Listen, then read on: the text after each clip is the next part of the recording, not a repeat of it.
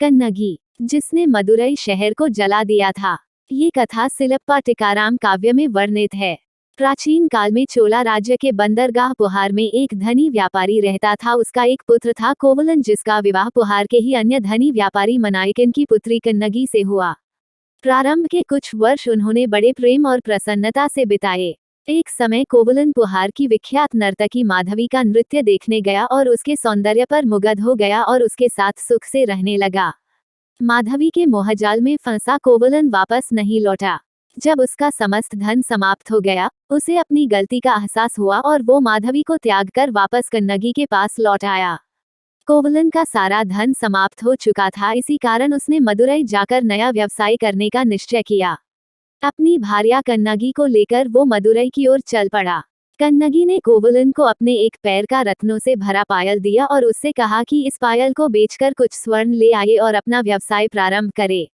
उसकी पायल लेकर कोवलन नगर में चला गया और वहां पहुंचकर जौहरी को उसने पायल दिखाया और कहा कि वो उसे बेचना चाहता है।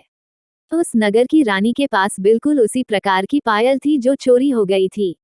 जौहरी ने समझा कि ये वही चोरी किया पायल है और इसकी खबर उसने वहां के राजा को दी।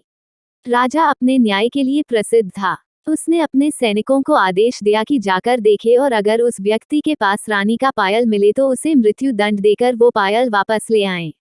सैनिकों ने जब इतना कीमती पायल कोवलन के पास देखा तो राजा की आज्ञा के अनुसार उन्होंने बिना कोवलन का पक्ष सुने उसका वध कर दिया और वो पायल राजा को सौंप दिया, जिसे राजा ने अपनी रानी को दे दिया।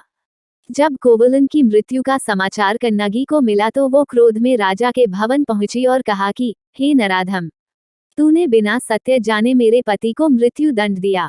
किस आधार पर तू अपने आप को न्यायप्रिय कहता है?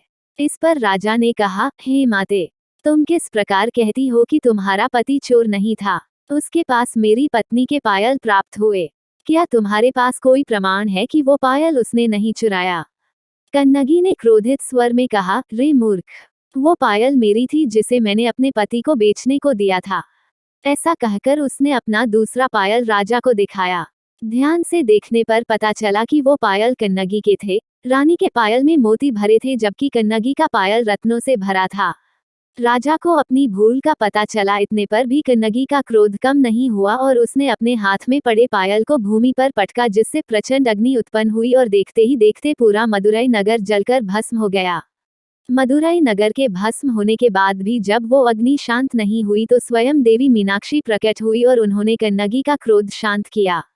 सती कन्नगी को दक्षिण भारत, विशेषकर तमिलनाडु में देवी के रूप में पूजा जाता है और उसे कन्नगी अम्मा के नाम से जाना जाता है।